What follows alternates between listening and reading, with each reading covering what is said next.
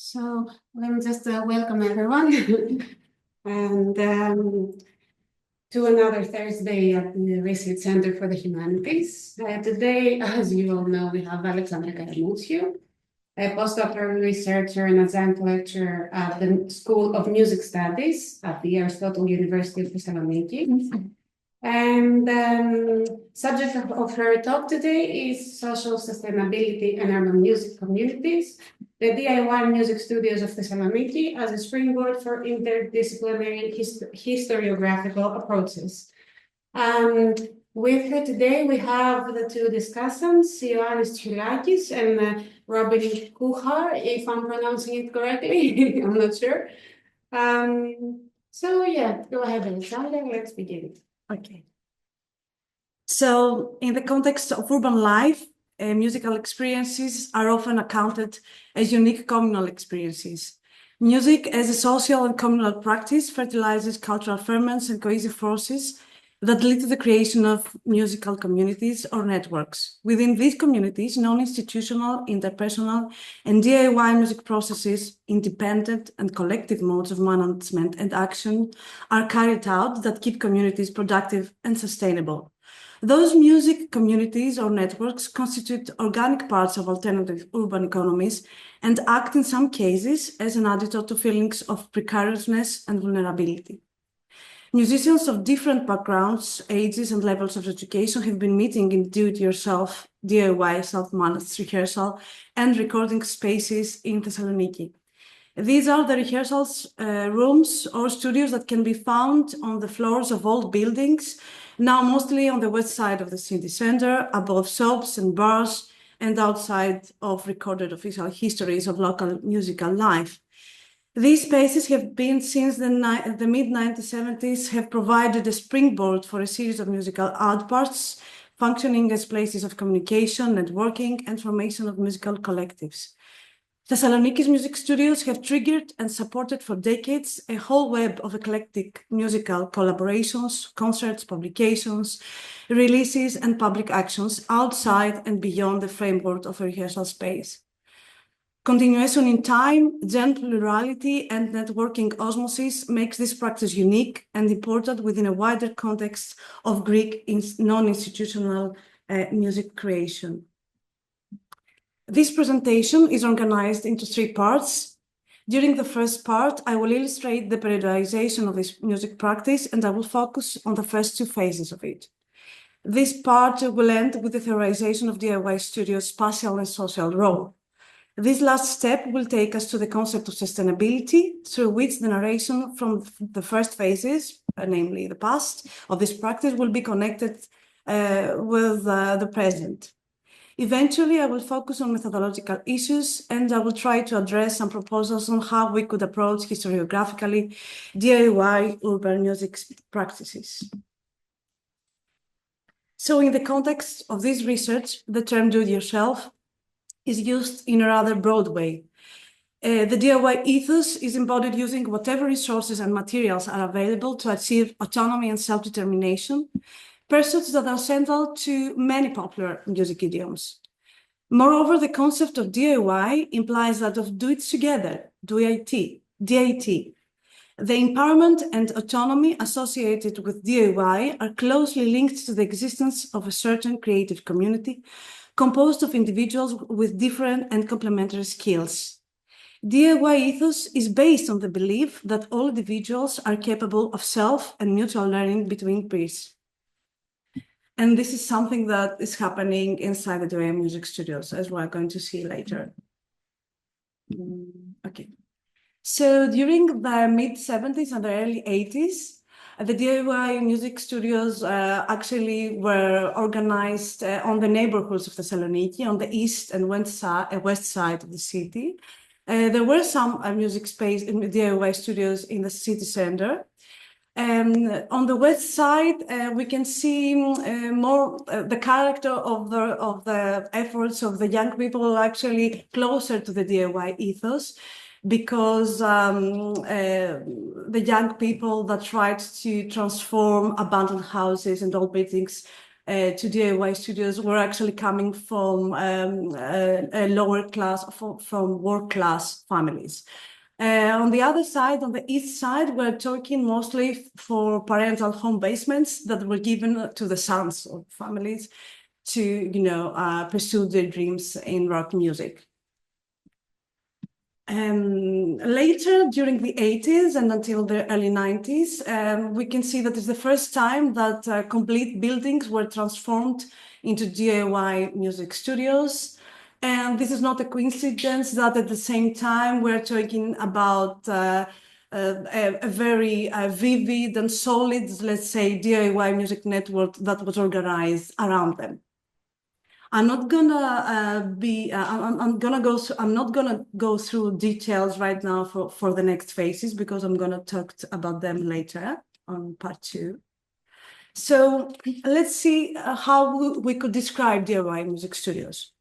Most of them are located in formal manufacturing and therefore relatively cheap spaces, which are used by similar bands together to reduce their operating costs. Their equipment is often a product of collaborative contributions, and their sound insulation is made by the musicians themselves with simple materials, often of everyday use, like egg cases. In addition, they are located far from the residential area, giving the musicians the freedom to rehearse any time of the day they wish without the problem of disturbance. I have classified the space as a DIY music studio if it has the following characteristics. It is used exclusively as DIY music studio. The space is used for musicking activities related to them. The bands meet frequently and with relative stability, once or twice a week. There has been intervention in the space by the music groups like D.I.Y insulation, and musical instruments and basic sound equipment are housed there, and it has a lifespan of at least 6 months. So let's see what is going inside a D.I.Y music studio. The fermentations that took place at the D.I.Y music studio had actually a dual character. On the one hand, they led to the production of music knowledge at the level of virtuosity, learning in musical instrument, and sound expertise, sound insulation, sound engineering. And on the other hand, at artistic level, they led to original music creation, mostly songs. The learning process that took place in the D.I.Y music studio were being non-institutional, interpersonal, and orally based. The music learning related to the D.I.Y studios manifested in two distinct, let's say, poles, one related to self-learning processes and the other to collective learning processes. A distinguishing feature of these learning environments is their categorization as informal learning processes. The rehearsals were conducted on a weekly basis, and in instances where scheduled concert was imminent, rehearsals were often conducted multiple times within a single week, lasting several hours. The primary objective of these rehearsals was multifaceted, encompassing not only the rehearsal and the refinement of musical pieces, but also fostering a sense of collective identity and musical camaraderie among group members. During rehearsals, musicians provided mutual support, fostering a collaborative environment. Informal learning processes are frequently executed entirely unconsciously by individuals with the sole objective of musical expression. These practices are pervasive in the context of popular music learning. Group learning stemming from pre-interaction can aspire either in a distinct manner or concurrently with the music making process, particularly during jam improvisation. And this is a key process in the D.I.Y music studios. The collective learning process inside the D.I.Y music studios is predominantly intertwined with the collective creative process. The collaborative creative process inherent to D.I.Y music studios led to the creation of original songs, with collective jam improvisation playing a vital role. So therefore, it can be asserted that in the context of the D.I.Y studios, informal music learning and collective creative processes occurred. And the songs that were created actually were the outcome of a collective endeavor, because frequently the song began with an initial idea proposed by one member of the band, subsequently developed and enriched by the other members. So I think that The D.I.Y. ethos predicated on the notions that all individuals possess the capacity of self, music, and mutual learning within a peer environment was actually incarnated through the D.I.Y. music studio. So we can actually use the term that Ankop uses, the D.I.Y. music studios function here as negative spaces that actually knowledge and art is not organized or shared through expert, but is co-created, developed, and transmitted between and within peers. And it's interesting to see the description of a female musician from the 80s that actually told me that, first of all, we said that we wanted to break the dictatorship of the expert, which actually is very fundamental for the D.I.Y. ethos. So secondly, because we believe that on a self-taught level, anyone can learn any music, any instrument they want if they try hard. And I was of the opinion that so that we could make bands that we liked each other, that I would learn whatever instrument was missing. That was it. So I think that this description elucidates that those collectivities were actually, seems that they were aware of the fact that power produces knowledge and that power and knowledge directly imply each other, if we use Foucauldian words to describe what was happening inside the studios. And they would try actually to disrupt this cycle. So I tried to contextualize, actually, to put this kind of processes in the context, in their historical context, and in the context of Metapolitefsi. So I will put you a video that Ioannis Angelakis, a musician of that time, and he's very known, famous right now too. He describes what was going on during the 80s. And he actually refers to the D.I.Y. music studios. Ήμασταν δακτυλοδεικτούμενοι, χειρότεροι. Οπότε γινόταν σιγά σιγά κάποιες παρέες κάπου εκεί στα μέσα του 70 που αλλάζαμε δίσκους, ακούγαμε τι γινόταν, παίρναμε καμιά κιθάρα να μάθουμε αυτοσχέδια, τέτοια πράγματα, φτώχεια πάλι βέβαια, αλλά σε αυτή τη φάση πια κακιά φτώχεια, δηλαδή καταθλιπτική φτώχεια. Είχαμε μάθει σε κάτι άλλο, ας πούμε, και βλέπουμε σιγά σιγά να αλλάζει ο κόσμος. Ήδη οι γονείς μας που κάποτε τους θαυμάζαμε, τους βλέπαμε να ζουν έξω, να είναι κοινωνικοί, ο ένας να βοηθάει τον άλλον, σιγά σιγά να απομονώνονται, να γίνονται καταθλιπτικοί, να γίνονται τηλεθεατές και όλα αυτά. Και εμείς αρχίσαμε να μην το γουστάρουμε αυτό το πράγμα. Και το ροκ ήταν μια διέξοδος. Από τη μια είχαμε και το μεταπολιτευτικό τραγούδι που μας τη βάραγε τελείως στο κεφάλι, δηλαδή, γιατί τέλος πάντων ήταν αυτό που ήταν. Φαινόταν ότι όλοι αυτοί οι τύποι είναι καριερίστες, αργότερα άλλοι γίνανε υπουργοί, άλλοι πολιτικοί, κατάλαβες όλα αυτά, ας πούμε, δημιουργόταν και το καινούριο Star System. And he says that we were in the squares, in some remote studios, and some abandoned apartment buildings. We rented them cheap and turned them into rehearsal rooms and played. So Ioannis Angelakis describes the dead end that part of the youth in the 80s was experiencing. These youth had renounced cultural projects, political ideologies, and the emerging consumerism of the dominant facet of the Metapolitefsi. Concurrently, these individuals cultivated their political and aesthetic consciousness through the adoption of punk and D.I.Y., seeking to identify their own voice through the medium of international rock idioms. The advent of punk, both as a genre and as a cultural movement, served as a catalyst for change, reaching youth groups that were otherwise suffocated by the prevailing political discourse, party leadership, and the conservatism of Greek society. So for those young musicians, the ethics of D.I.Y. and D.I.T. represented the most effective response to the prevailing Metapolitefsi transition and the commercialization of everyday life that was imminent. This situation was insightfully identified and criticized by this segment of the youth who felt suffocated by it. Through their own musical expression and by constructing their own infrastructures of creation, performance, and promotion, they managed to forge an autonomous path. The D.I.Y. music studios emerged as the space where music creativity flourished, subsequently establishing the foundation of the vibrant D.I.Y. music network that came to fruition during the 1980s. And this is,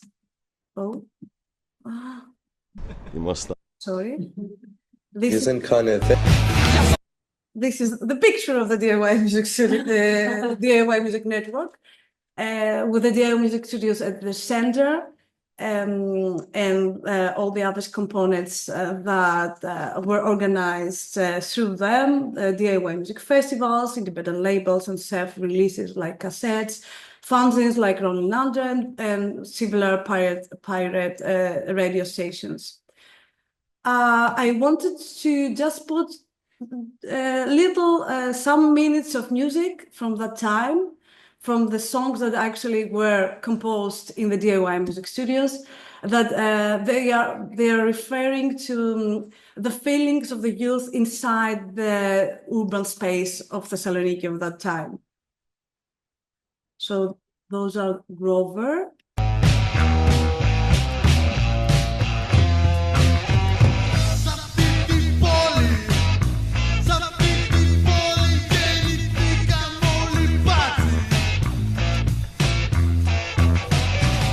So this feeling of suppression. And here is a song that actually describes a conflict inside the urban space between young men, boys, and police. Because at that time, actually, PASOK government was brought back the επιχείρηση Αρετή, the virtue operation, in order to clear urban space by the tribes of the time, the punks, the new wavers, and all the rock collectivities. Actually, that was the first step of intense gentrification of the city center of Thessaloniki. Κι αυτό λυπάμαι αγοράκι, κάτι να γρήγορα, κι αυτοί οι σκύλοι θα έρθουν πάλι και να αρχίσουν ένα χώρο με το ραζέ που προβοκάρει και μουσική από τα κλόψ καθώς θα σπάνε. And the last song actually describes these youth in a way that it makes clear that they were aware of the fact that they were trying to imagine a different way of life, and they felt like they were the first, let's say, generation that tried to proceed their life in a different way. Περπατάμε στην πόλη σαν μια μηχανή και νιώθουμε σαν βόμβα έτοιμη να εκραγεί. Κάνουμε θόρυβο κι αυτό είναι γεγονός. Μιλάω για μια γενιά που δοκιμάζει την τύχη της αλλιώς, κάπως αλλιώς.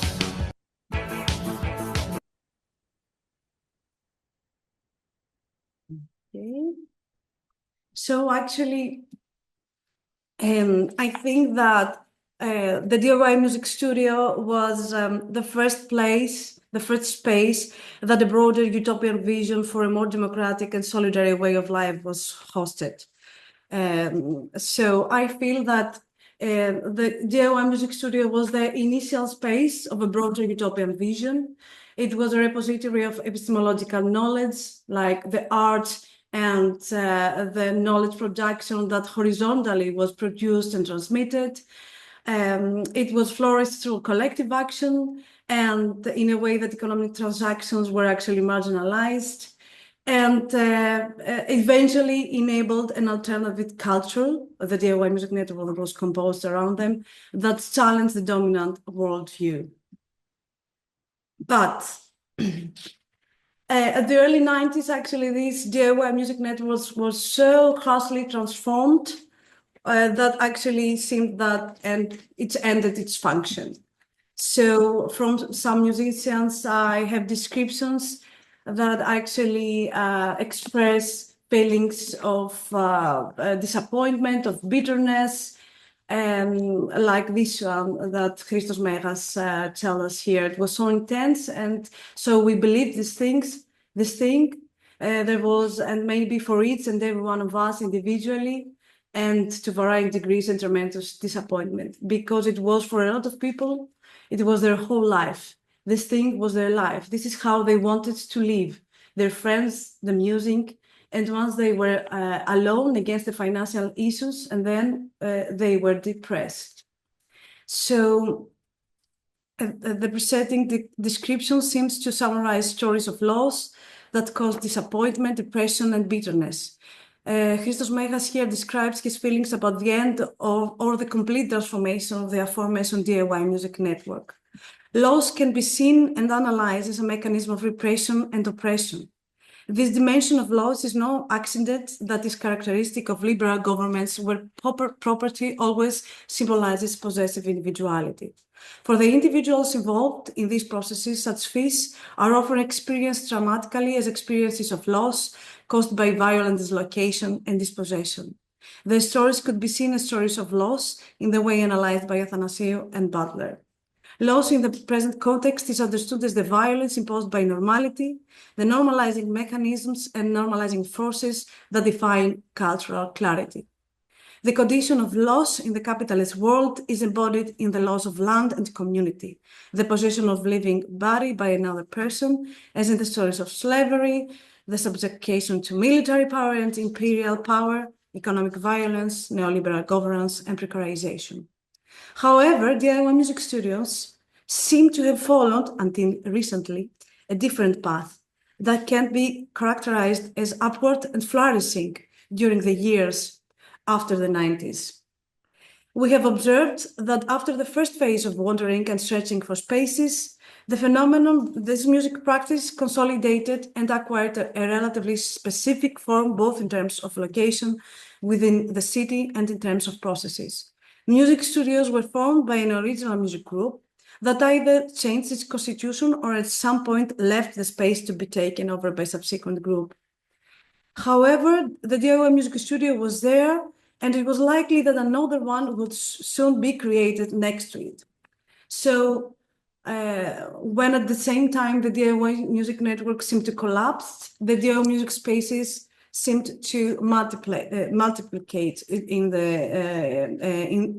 within the urban fabric. And the other interesting thing to point here is that for some musicians since the 80s, it was already a familiar path. We followed the familiar path, Tselios told me. The D.I.Y music studios for the music collectivities of Thessaloniki were from a certain point and onwards a recognized channel of self-expression. So here I find really useful the terminology that Finnegan used to describe the local amateur music institutions of the cities he studies. So D.I.Y music studios, until recently, seem to have an immutable structure over and above specific individualities, so that when one group of specific connections dissolves, others are born in their place following the same tradition. So each music studio can be considered as an heterotopic space that hosted a utopian vision, but overall the practice of D.I.Y music studios could be argued to be a musical path of habit for Thessaloniki's music collectivities. So perhaps urban local music pathways, such as those of D.I.Y music studios, which are unnoticed but pervasive, can give us an optimistic perspective on managing the dramatic transformative processes of loss. But the question that arises here is for how long they will manage to do so. So let's go to the second part. They'll take our scene and turn it into an Airbnb, social sustainability and urban music communities. So since the early zeros, a steady cradle of D.I.Y studios has emerged in the western part of the city's historic and commercial center. In Ladadica area, Fragomakalas, Valaoritu, and Vardari area too. In spaces that were not originally intended for the use, of course. In this part of the city center, there were historically central functions such as retail and wholesale trade on the ground floors of the buildings, as well as craft uses on the floors, mainly in the clothing sector. These crafts began to decline from the early 90s as a result of the general deindustrialization of the region. The decline of the crafts left behind empty cells, which, due to the land use of the area, could not be used for other central function or for housing. The result of the situation was a sharp drop in their value. The cheap rent of single medium-sized spaces in the center, far from the areas of pure or even primary housing, affected to the floors of the buildings, and many artists and creative professionals from the city found the opportunity to transform the formerly manufactured spaces onto D.I.Y places of expression and work. It is a fact that in recent months, one of the most pivotal buildings for the period from the late 90s to the present, on Vakho streets in the Vardari district, but nowadays, not only that, it is a building in Landadica too, and the Valarito building faces the same situation. All those buildings are under threat. The D.I.Y music studios on those buildings are being closed one after another, as its status is being changed from industrial to residential, with the aim of exploiting its premises by short-term rental management companies, Airbnbs. Recent reports of D.I.Y studios musicians expose their fragile and vulnerable character of non-institutional urban music practices in the face of non-inclusive and one-dimensional urban planning strategies. It seems that for the first time, the urban path of D.I.Y music studios is threatened with extinction, and as their spaces have been transformed during the last 2 years into short-term rental residencies. The closure of the D.I.Y studios is likely to have a negative impact on the already fragile viability of the local music scene. But this is not the first time that this music practice has faced critical changes. In the early zeros, the first leisure businesses started to open in the studio area. Initially, these establishments coincided with artistic character of the area and acted as hangouts for the musicians. However, from the middle of the decade, and especially from the beginning of the crisis, 2010, a nightclub started to multiply rapidly in a style and with an audience that diverged from the original one in the area, creating a new shredder of the city's youth of nightlife. In fact, in 2016, a bioclimatic redevelopment of pre-existing and new public space in the area was completed in order to enhance the economic and cultural processes of the area. These are usually the first stages of the process of urban gentrification, leading to rising prices, often, and displacement of communities that previously used these spaces. In this case, however, this did not happen, probably due to the economic crisis or due to the fact that D.I.Y music studios have functioned as sustainable practice. The proliferation of nightclubs caused concern and frustration, but did not pose an immediate threat, since over the bustling street nightlife, rehearsals in the D.I.Y spaces on the floors of the buildings continued unhindered. So, could we therefore argue that D.I.Y music studios and the musical communities and networks that were formed through them could function as examples of sustainability in the context of contemporary urban life? The concept of sustainability has been used since the late 1980s to describe development paths, such as the musical paths of the D.I.Y music studios, that allow us to meet our needs in the present without compromising the ability of future generations to do the same. The term is usually organized around 3 pillars: economical, ecological, and social. The social pillar is the least researched, and as a result, it still often seems vague and unclear. This ambiguity is compounded by the fact that social sustainability, even though it's a term that has multiple meanings, yet has not been interdisciplinarily explored by the academy and has not been linked to local and diverse sources of knowledge. However, social sustainability is reasonably and legitimately receiving multiple meanings that are related to social equity and justice, social capital, social cohesion, social exclusion, urban habitability, etc. Specifically, social capital describes the concentration of actual or potential resources related to the cohesion of an enduring network of shared contact and recognition, while social cohesion is correspondingly related to social interaction, social networks, sense of belonging, and community engagement. Music is a social practice which is performed through collective processes, particularly in the context of urban life, it can shape, as we saw, shape identities and form musical communities, which particularly if originating from a DIY context can forge independent creative networks as the DIY music networks of the 80s. We could therefore assume that music is a social practice linked to issues of social capital and social cohesion, and therefore to the concept of social sustainability. But social sustainability, according to several scholars, seems to simply reproduce and bring back to the fore long-standing areas of social problems. According to Baller, we should dare to define social and political sustainability as the ability of society to resist the internal forces of decline while maintaining the reproduction of the social, cultural, and institutional solutions necessary for healthy democratic relations to flourish. Social sustainability in this sense seems to overlap with what is defined as inner sustainability, the set of values, beliefs, and social behaviors that can make a sustainable society possible.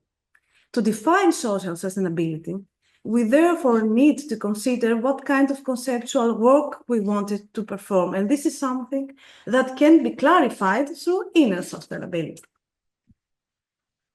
According to Davidson, social sustainability, in order to be, let's say, useful, should have a clear political context with direct reference to the values of democratic equality. On this point, we might say that another node is created between social sustainability, inner sustainability, and music. Actually, there are studies linking music to the concept of inner sustainability through the skill of empathy. Music has influential communicative capacities and can act as an agent of social bonding, as we saw, and inclusion. People who create music together foster empathy, solidarity, and social cohesion as they express common messages and share common goals. In this way, they enhance the collective motivation for political and social change. Creative activities such as improvisation, as we saw jam improvisation previously, can promote mindsets that shape a more democratic environment.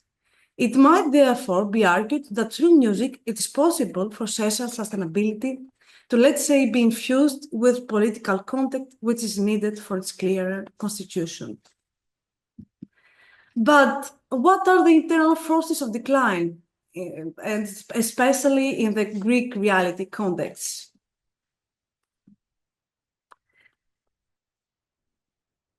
I think the photos that you are looking at, actually the upper photo is from, a work site. Actually in Thessaloniki, the past years seems that experiencing an endless work site redevelopment.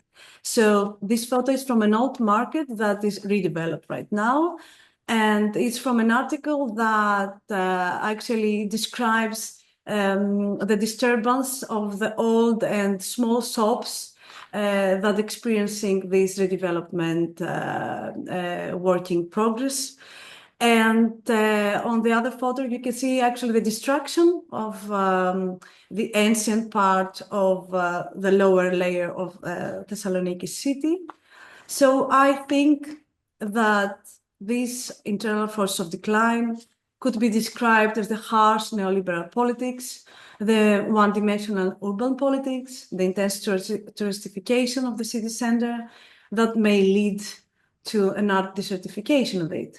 So I'm talking about the dislocation of the musical communities and other small communities from the city center that is happening right now through the dispossession of the DIY music spaces that may lead to the, let's say, destruction of the DIY music practices.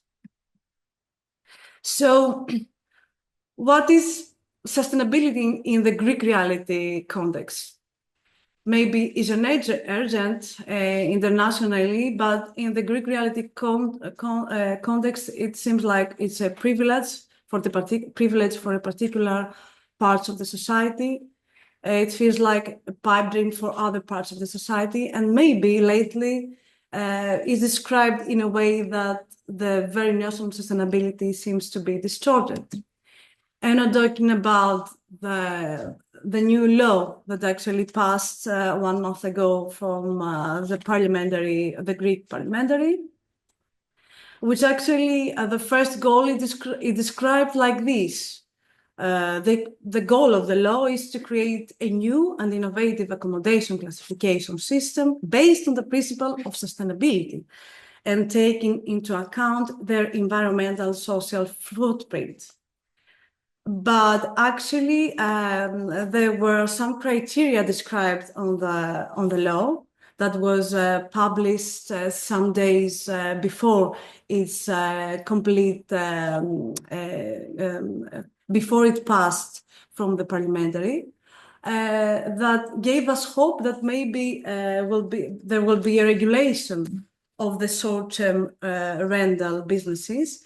Because they described that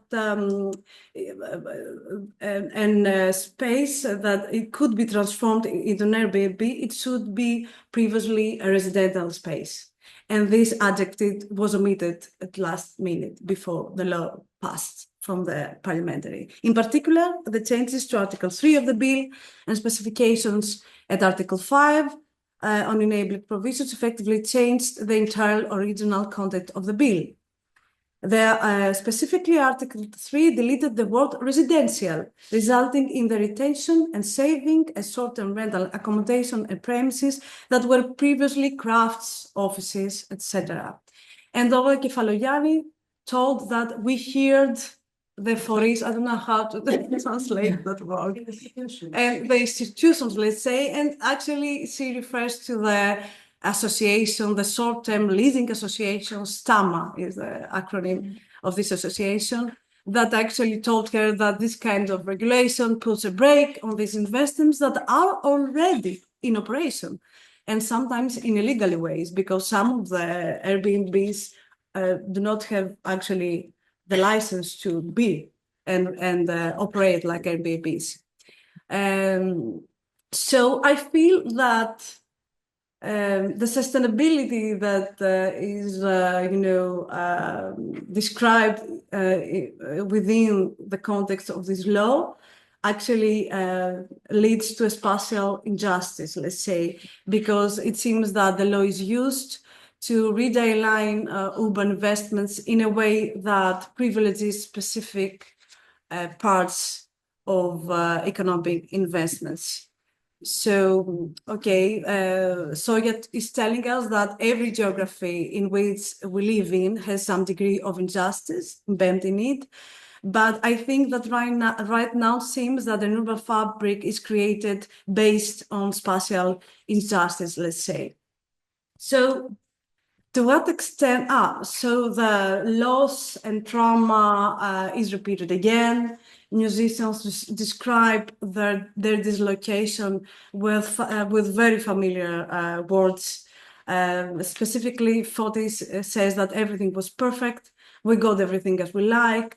We sit and talk, and then we play, and we're talking about jamming that it may last for days, and then everything to become an Airbnb. We love the space. It was unfair that we left like that. So, and it's really interesting to listen how the disposition sounds like. We're going to hear the sounds of the construction of an Airbnb on the upper floor of a D.I.Y music studio. Actually, this floor was sold to an Israeli company that transformed the whole floor into an Airbnbs. This is a building in Lavavika area that is actually flagged as red. It's red flagged since the earthquake since the middle 70s. So actually you shouldn't live in this building. It's really dangerous to inhabit, to create residential spaces in there. We don't know actually how they managed to get the license to transform it into an Airbnb. So let's hear what a music group faced during the time that they went to rehearse.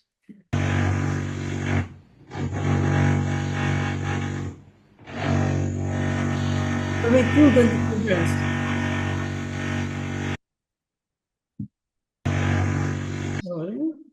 And these are some events that they were organized, some DIY concerts that were organized as a farewells to the DIY music studios that were closed.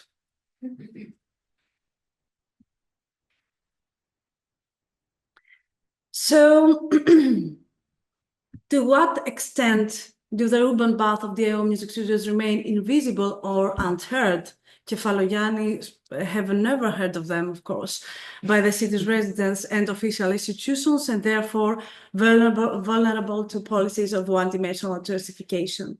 How could we historiograph musical practices and communities in a way that maybe will enhance their sustainability and fight back to the processes of these integral decline forces? Lately, I'm experimenting with the notion of the living archive, with the precarious living archives. I'm trying to research the music studios as precarious living archives and the city itself as a living archive. It is now possible to conduct a reading of archives not as objects, but as a science of knowledge retrieval, a science of knowledge production. It is possible to speak of collective and often DIY efforts to preserve and disseminate the memory of musical communities. And maybe this is a way of making them visible to new contexts, new individuals, and other communities. So during the last few years, a recent trend has been developing, driven by cultural geography, social sciences, which is shaped by psychogeography, as well as by the changes in archival research. Within this trend, the city itself is treated as an archive. So this historical perspective helps us to conceive the city as a living archive of alternative knowledge, materials, and resources.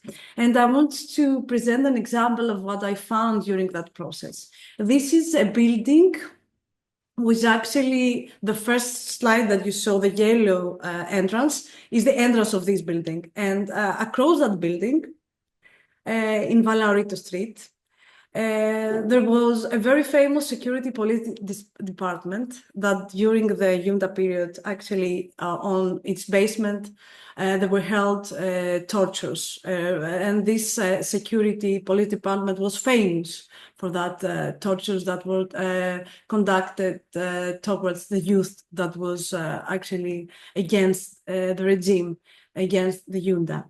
So let's hear Εδώ a description. η εθνική ασφάλεια σε όλη τη διάρκεια της δικτατορίας σχεδόν και με λίγα χρόνια μετά μέχρι να πάει στο κεντρικό μέγαρο. Ήταν τόσο διαβόητη η δράση της, όπου τουλάχιστον για 20 χρόνια μετά πολλοί άνθρωποι όταν λέγανε τους πήγαν στην ασφάλεια, λέγανε ότι τους πήγανε στη Valaorito. So going to Valaorito during the 80s was like they took us to the police department, even though the police department wasn't there anymore. During the 90s and the zeros was actually, let's go to rehearse to Valaorito. And during the zeros was like, let's go for Adjunct Valaorito. So it was like really enlightening for me to see the changes and the notions that were, in a way under the name of the seat of the street, Valaorito. Sorry. And this is two photographs of the same street, actually, Olympiou Diamandis, which is nearby the same area. On your left, you can see an advertisement of a studio, of an old DIY music studio that calls new musicians to rent it. And on the other side, you can see the same word, the studio, as a short-term residential, space. So it seems like the city lends itself to being read as an archive, created over time as a collection and record of the past, then continues to resonate to the present. That can, help us through this kind of psychogeography and walking In the urban space, you can trace the changing rhythms and layering of the urban multidimensional mosaic, which consists of activities embedded in its structure. And my final point, because it seems that up until now, I have described the D.I.Y music studios really ideally, in an ideal way. But if you use the concept of sustainability as a framework to analyze some of the processes that are being held inside of them, maybe you can potentially illuminate some issues related to inclusivity. And I'm talking about the female participation in the D.I.Y music studios. Actually, during from the early stages of my research, 2016, the issue of low female participation has emerged and seems that lasted at least until the 1980s. The situation seems to be better right now, but again, we're talking about the female participation is a minority even now. So the current trajectory of the research is therefore oriented, among other things, towards identifying possible gender-related issues of inequality within this D.I.Y music practice. So two main questions are in my mind right now.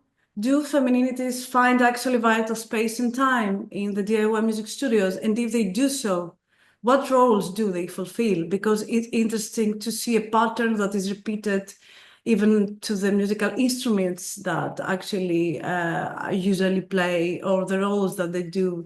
We usually we're talking about singers or keyboard players. Other instruments are not so easy to find, like drummers or guitar players. But I mean, in the beginning of the process, to to have a clear picture of what's going on.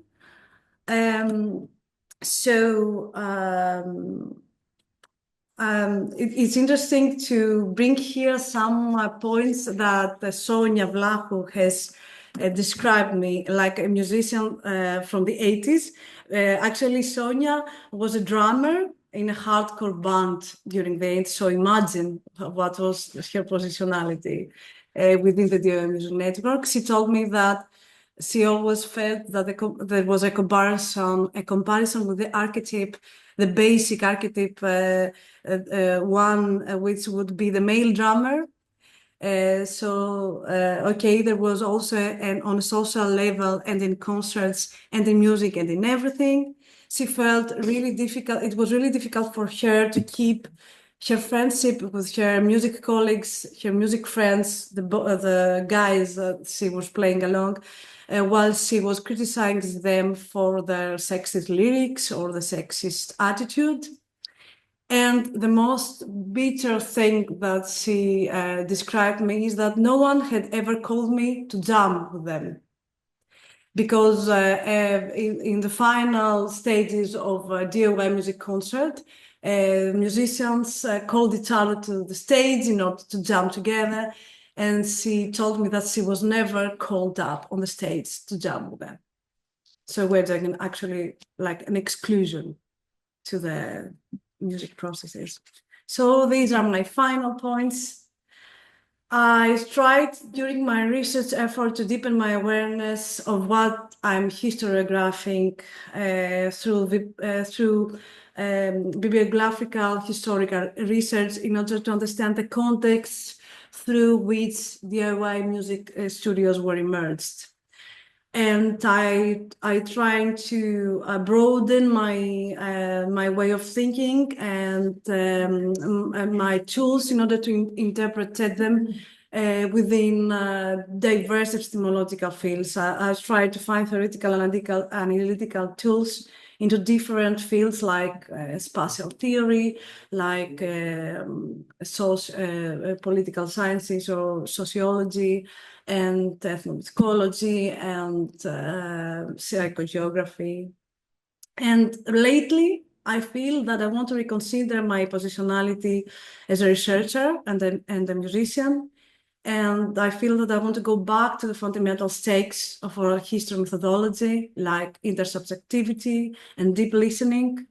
And on the parallel, I want to enhance my ethnographic tools. I want to go back inside the D.I.Y music studios to the field and record, let's say, what's going on during the rehearsal process, during the collective creation process, and maybe to turn to a more autographical processes, which is really difficult for me to do, but I feel like I have to do it because I'm a musician and a woman too. And it's around me lately because Danae Stefano does it around me all the time, and Eva Matsigu too. So I feel like I will have a good consultant to do so. And lately, I want to explore the combination of research and activism, and I have done some steps lately towards that direction. I'm trying to organize some public discussions between musicians and audience, and I will do a walking tour with the audience of Thessaloniki to the D.I.Y music studios, and some other things that maybe we have the time to discuss them. And I want to close this presentation in order to relax a little bit with a woman voice from the 80s, Lia Yoka, that she sings here, and she tells us that she doesn't understand. She wants to find a different system to analyze what is going on. I always imagine her when I listen to the song that she's actually going up to the stairs of the D.I.Y music studio and talking to a male musician and telling him that I want you to get me seriously. She feels really angry about it, and she yells. Okay, let's hear about it for just seconds. Oh, sorry.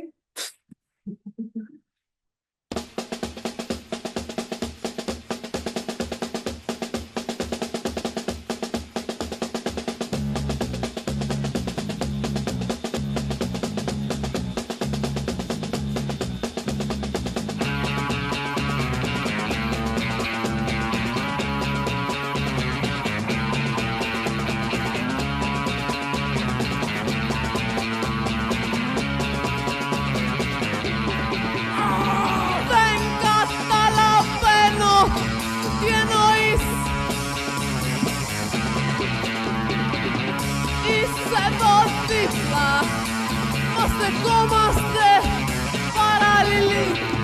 Η σκάλα σχηματίζει ηλιθίες προοπτικές.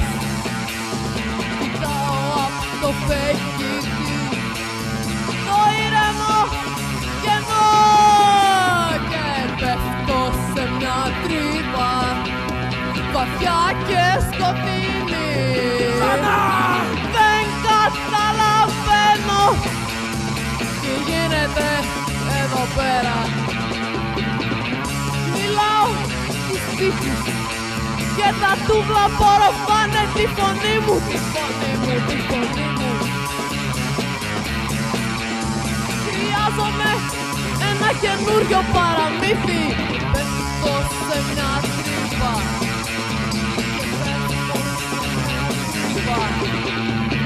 Πέφτω σε μια τρύπα βαθιά και σκοτεινή. Δεν καταλαβαίνω τι γίνεται εδώ πέρα. Μιλάω στους τύπους και τα τύπα απορροφάνε τη φωνή μου, τη φωνή μου. Λοιπόν, τώρα που ανεβαίνουμε ήρεμα τα σκαλιά, νομίζω ένα καιρό θα με εξηγήσεις. Τέλος πάντων. Κοίτα, είναι θέμα στοιχειώδους ευγένεια, δεν έχω καταλάβει τίποτα μέχρι τώρα.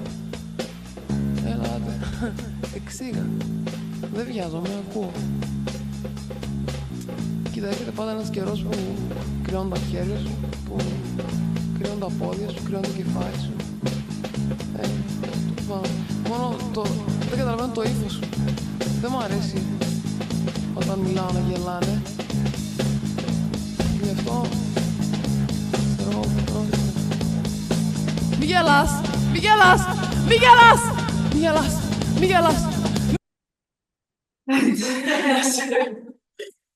Thank you very much.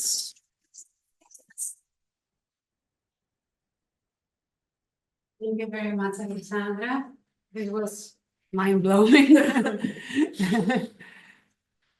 I hope this is a good word. This Yes. is a good thing. Yes, it is very much so. It was very interesting. And if you'd like, we can move on to our discussion. Yes, of course. And, I don't know whoever who wants to begin. talk first. Yeah. Maybe Mr. Tsioulakis? Or- Hello. Yeah, I'm happy. I'm happy to start. I probably have less to say than Robin anyway.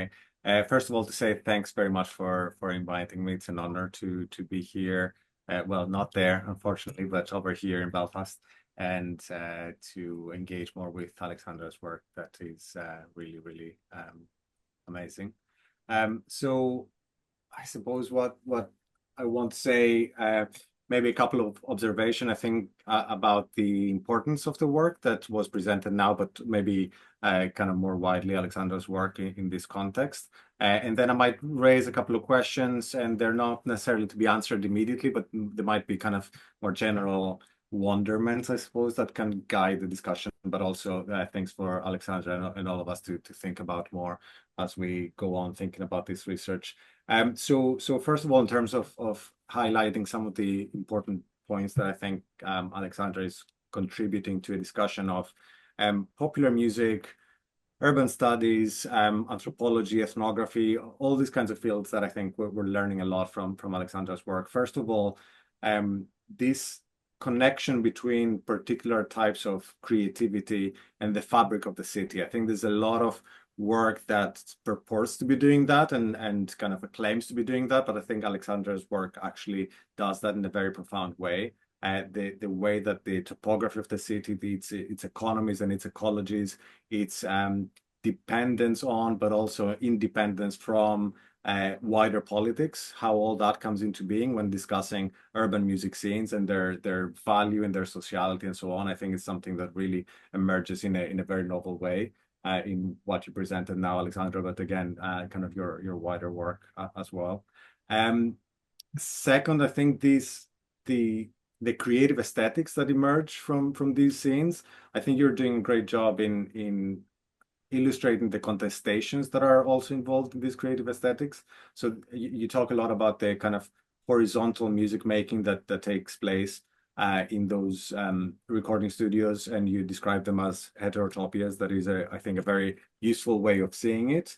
But in doing so, you also highlight contestations, and I think especially in the later part of the paper, your new directions of looking at gender and kind of exclusions and inequalities that emerge from this kind of work. I think this is a very important factor to highlight and really analyze, because a lot of popular music studies that focus on DIY music scenes tend to, as you said as well at some point in the paper, tend to idealize them in some way.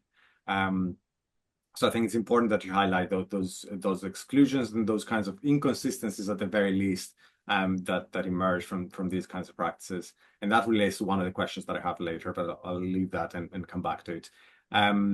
So in a sense, these aesthetics exist alongside mainstream aesthetics, but do some of the pathologies, I suppose, that we find in commercial popular music scenes, do they enter and do they manifest themselves in those scenes as well? And I think that's an important question when you're talking about, kind of sexism and other kinds of exclusions. And I have another couple of ideas of exclusions that we can talk about and to what extent they are pertinent here. Because, and I want to say that as a caveat, I'm not someone who studies underground DIY music scenes. All my work has been on kind of more professional music scenes. So I'm less familiar outside of the literature. I'm less familiar with these kinds of scenes, and some of them, the questions that I have are more, again, kind of problems to throw into the equation and think around them. So lastly, I think the latter part of your paper, the idea of the living archive, and especially the precarious living archive, I really like that kind of idea. the factors that make this archive sustainable to some extent. If you think of an archive as not something that is kept within a library or a kind of a typical archive room, but it's the lived city. And these kinds of archives are fluctuating, they appear and disappear, and they are in very real ways under threat.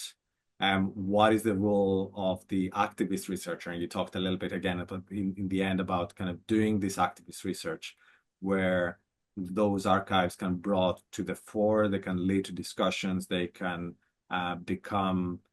they can remain living, I suppose. And then that brings the question of sustainability that you posed as well earlier. So how do these archives become sustainable? How do they become visible in a way that people can engage with them outside of the communities that necessarily produce them, and also inform more political decisions that are taking place elsewhere? You know, when we're talking about laws that are passing that gentrify areas, that make them available to kind of capitalist exploitation and so on, how can maybe the activist researcher raise awareness about the kinds of lives that have been invisible in those kind of senses, and then maybe to some extent contribute to counteracting the processes that are threatening them? You know, so I think that's an interesting question that you pose there. And I'm looking forward to seeing how much of this you engage with and what you can do. And it's interesting also because it is to some extent counterintuitive when you're talking about scenes that have intentionally to some extent stayed underground and invisible. To do the work to make them visible and to get a wider community to engage with them is a kind of a risky process. And something that is worth thinking about again, and you know, to do it with a sensitivity where you bring along all those people that belong in those kind of communities, right? That they are happy to do so, and they understand that this is to some extent an existential question for them and the scenes that they represent when they're being threatened by wider politics. So these are, I suppose, the initial remarks. And then in terms of the kinds of more critical questions that I had, one is around the earlier part of the paper when you present the idea of collective learning and what you call fermentation, which I thought again is a great word to use for this. The horizontal processes that take place as kind of collective learning in those spaces. And whenever I hear about those things, again, kind of the critical ethnomusicologist in me wants to raise questions and say, okay, but are they really that equal? Are they really that inclusive, and so on? And you know, you brought the question of gender, which I think is a very good one towards the end. But I was thinking of other inequalities as well there, and the primary one that comes to mind is I always think that DIY scenes, participation in DIY scenes is also a little bit of a luxury and a privilege. And it can be in different ways. And I don't mean that to be cynical to say that these are people who are pretending that they're underprivileged, but in reality they're privileged. I think even the mere fact of the privilege of time is important in thinking about DIY scenes. Who has the time to invest in being part of this, and at what cost does this happen? Because when we're talking about, for example, escaping the precariousness that is connected to the commercial music industry by going underground and being part of the DIY music scene, okay, but what other kinds of precariousness is one willing to tolerate to have that luxury? Because it either means that they're just young and they can do that for a period of their time, and then they'll have to abandon it because they have a family or they're seeking a job and so on, or it is because they have other kind of employment and they do that in their free time, which again means that they're probably dealing with other kinds of neoliberal precarity in their workplace in order to have the luxury to participate in those DIY music scenes in their free time. So the privilege of time, I suppose, is one, and who has it, and what kind of resources, class background, caring responsibilities, all these kinds of things allow them to have the luxury of time to invest in a DIY music scene that doesn't produce income, I suppose, is the critical kind of side of things. And then what are the kinds of inequalities might creep into these kinds of scenes? So again, the rhetoric that we hear from musicians, and you represented very well, is that, you know, anybody could participate in this, anybody could learn this instrument. We just believe that if you invest the time, you'll learn it. And the kind of skill barrier is very low for these kinds of sort of punk and post-punk scenes, that if they're inclusive. But at the same time, there's other barriers there, you know, being able to have equipment and be able to buy it and learn from it.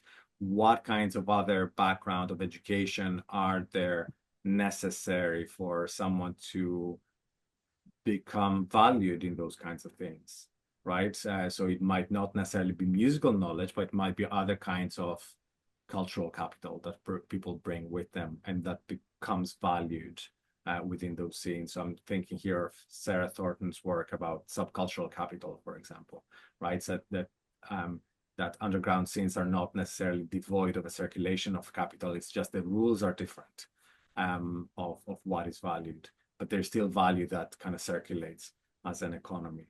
And lastly, I'm gonna close with that. I don't want to take too much time, but the idea of alternative economies I found very sort of intriguing there. And the question there for me is, are these economies at all? I mean, they're economies in a metaphorical sense, where again, different types of values are being exchanged and maybe even can be seen through gift exchange and kind of reciprocity and all this kind of thing. So in that kind of sense, they are economies. But if they exist outside of a capitalist network or alongside it or against it or despite of it and so on, so there's different ways in which you can conceptualize this kind of connection with the mainstream economy. Are they economies at all, and what type of economies are they if they're alternative economies? So yeah, these are just some initial thoughts. I know I threw a lot out there, but again, just to say I've really enjoyed kind of thinking around all this with your work, and I'm looking forward to more discussion around it. Yeah. So I have to answer. You don't have to answer. We can have a discussion, or I don't know what the format is for these kind of things. But again, some of things are things to think with, or maybe not, or you know. But if you have comments. No, it's okay. Thank you very much. Some of them actually are in the background of what I'm thinking of. So yeah, I think the categorization that you brought up, like who has the privilege of time to engage in those kind of DIY music practices, it's something that it's useful to do. Yeah, there surely there are some class issues there. I can see from my experience that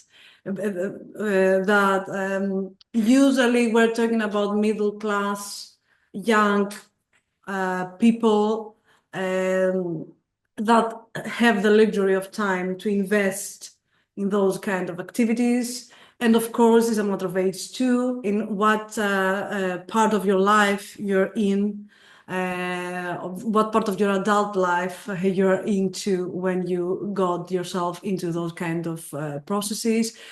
And of course, there are some people that they do that in their leisure time, but also there's people that actually they are professional musicians and they do that simultaneously. And you can see that they play different types of musics as professionals and different type of musics within the context of the DIY music processes. So you can see all these kind of different groups, and it's really, I think it's useful to broaden them up and maybe do a specific kind of categorization, yet because it will illuminate the, you know, the overall image of what is going on. And the class issue was there from the beginning. We could see that during the first phases, that at the East Side, we were talking about lower work class young people, and that's why the DIY was a necessity there in order to, you know, perform.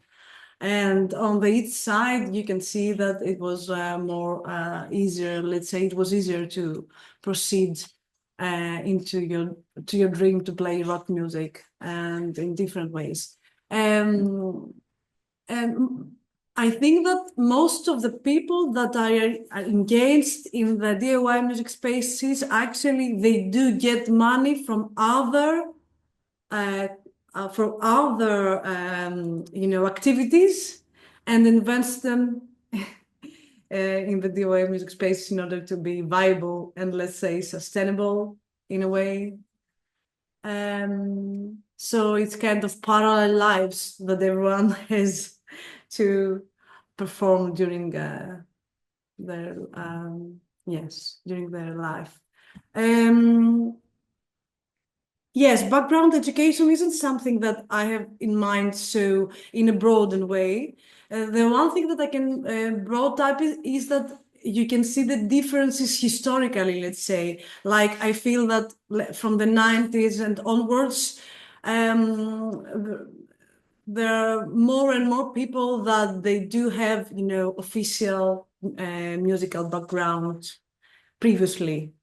Not all of them, but there are much more people that they do have official musical background education, that they use it, even though maybe they play different kind of instruments during their, to fulfill their role in the music group that they participate.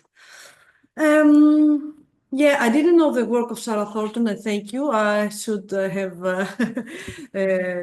look at it. I don't know. What other thing could I say? I don't know if we could go to Robin and then maybe some key points from the audience. Could be, Thank you very much, Ioannis. Robin. Yeah, thank you very much. Sorry. Yeah, thank you very much for this very interesting presentation. And I could only follow up with Ioannis and say there was lots of interesting aspects and exciting insights and already findings in it. And I think we could also follow up for at least into the later evening to discuss about DIY scenes and careers and things like this. Just one thought about this from my side as well. As far as I am experienced so far, or within my research on urban music culture and also DIY music scenes, there is no one recognition of the DIY scene or the alternative economy. It's rather kind of continuum between more or less orientated towards music industry or capitalistic or commercial forms of musicking, and on the other side more orientated towards the kind of independent, or like what you would call it, the autonomous side of music making. And I think in the end you have to analyze every single actor and also every single scene to what degree kind of commercialization is accepted or not. And there's also quite an interesting work of a German colleague who examined the German techno scene towards this forces and orientations towards culture or economy, and that's really worth to read, but I think it's only published in German, unfortunately. But back to the presentation. Yeah, I found it very interesting, and actually I was also it reminded me a bit about my first study I was involved after I finished my degrees 15 years ago. I was involved in a study project about rehearsal spaces in Hamburg, actually, and the many aspects you mentioned about the struggle of these spaces reminds me of what we found already 15 years back in 2009 among music and rehearsal spaces in Hamburg. a thing that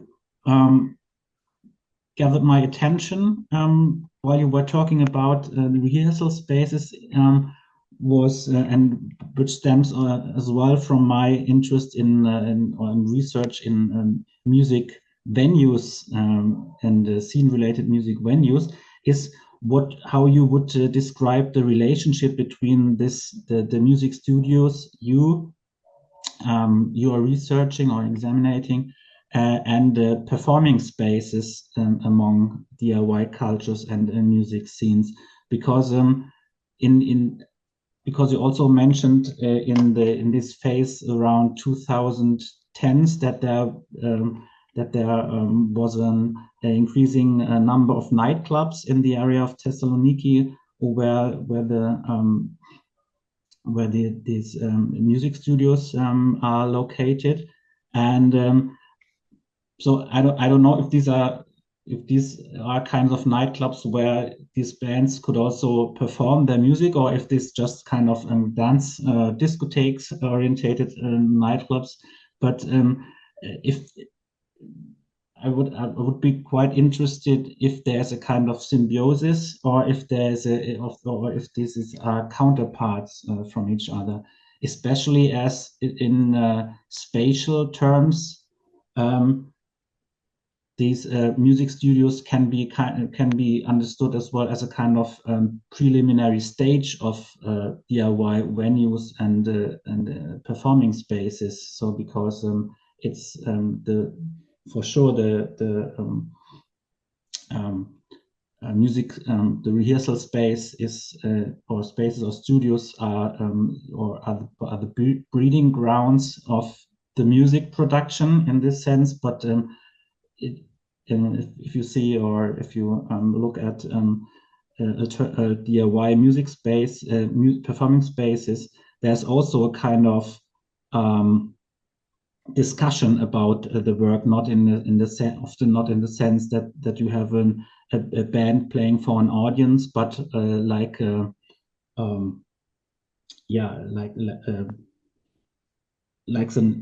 exhibition of the work that's done by the musicians, and an exchange on how this music or this aesthetical performance corresponds to conventions of the scene or of the specific music culture. Another thing that where I stuck a bit with my attention was the part about the sustainability, and I was a bit questioning myself. I understand, very well to base on the concept on social sustainability here as well. But when you're speaking about inner sustainability, I was a bit remembered of the concept of resilience as well, which kind of resilient strategies or what kind of resilience this spaces or this musicians have or apply to persist, or the spaces have to persist. And on the other end, I'm thinking this from the other end, from the urban policy or local cultural policy, maybe you could also question in which ways these spaces, rehearsal spaces, and as breeding grounds for alternative forms of music or alternative cultural production also have a meaning for cultural sustainability in the sense of cultural diversity in the city.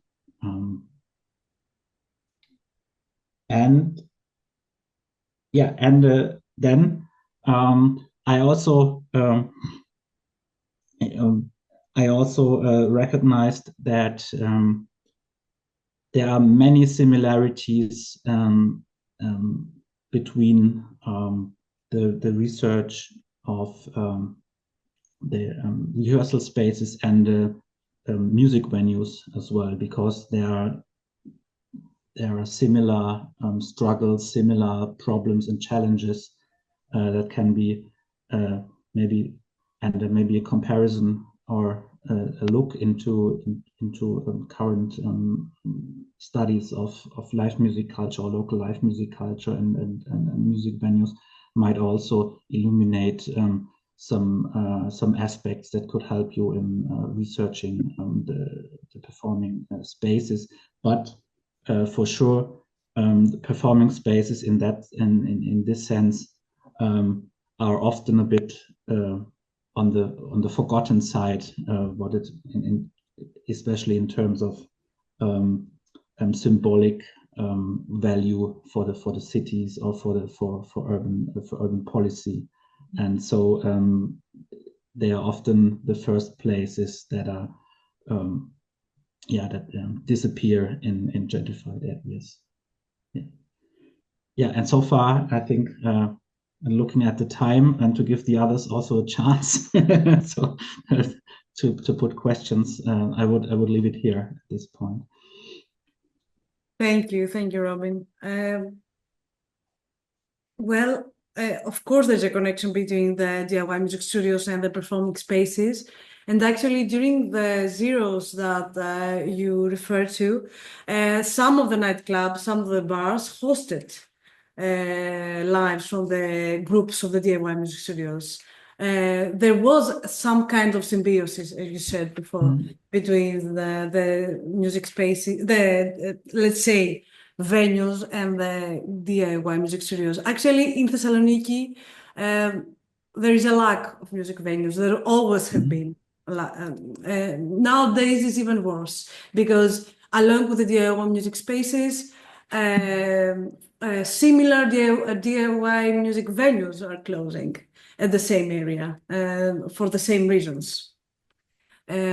So yeah, there is a connection, and of course, the groups feel that they're losing not only the space that they rehearse, but the space that they actually perform.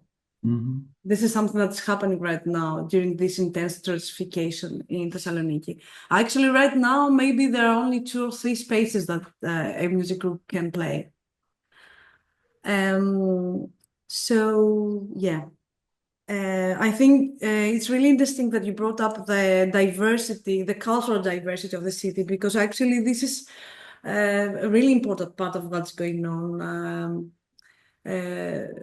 Because within the D.I.Y music studios, lots of different music idioms were cultivated. Like, the first stage we're talking about punk, and those kind of idioms, but from the 90s, we have Afrobeat, reggae, trip hop, EDM in general,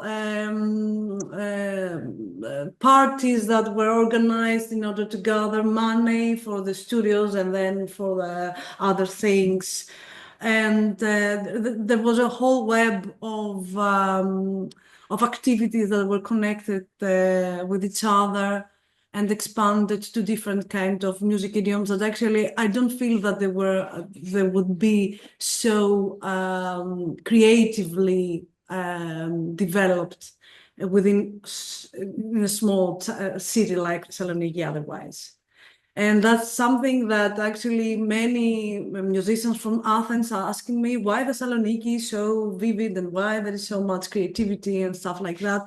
And I feel that actually, I believe that the D.I.Y music studios are really important, part of what is going on in Thessaloniki. And because actually, the fact that they were located in a specific part for a long time of the city center, and there were hundreds of them, and they, they gave the time and space not only for the creation, but for the connectivities to, for the connections to develop between the music groups and the music communities. It's really, I think it's really special what happened in Thessaloniki. And this is something that I want to highlight because I believe that even the audience that actually listens to that music doesn't realize it and doesn't really know what is going on in a studio and why it's really important.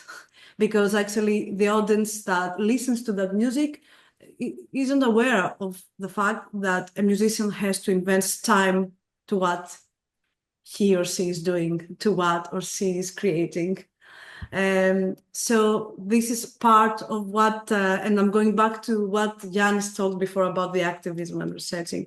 This is something that is in my mind, is stuck to my mind, how I can find ways to bring together the audience and the musicians and talk, let's say, on that kind of issues, what is going on in the creative process and why it's so important to have time and space, because otherwise it seems that you have to invest to yourself economically and to have the privilege of time to create, and that's not possible today. So the next step that I want to go into this area of, let's say, activism and researching is I'm trying to write a text letter to the municipality of Thessaloniki right now that along with some other musicians and researchers. And what I could do is to talk in a way like to bring in the forth the historical dimension of this musical practice that is alive for the past 50 years. So maybe this is something that they could hear that, okay, let's do something to, you know, at least keep it alive in a way. I don't know. This is something that I'm thinking about it. So yeah, I don't know. I skipped some things that you were saying. Yeah, so diversity is really, I think the studios and the spaces, the venues that were created through, within and through the D.I.Y music studios are, it's a really key point, this music diversity that actually was activated through this kind of music practices. And of course, the problems are similar and the strategies that they use are similar. And lately, a really, let's say, important music space closed down that was called Crow. And some of the musicians that were playing there actually described this closure as, you know, an end of a space that was really important for them. And they really loved that space. But there is an optimistic part at that I feel that they trying to find new ways to reborn it. So yeah.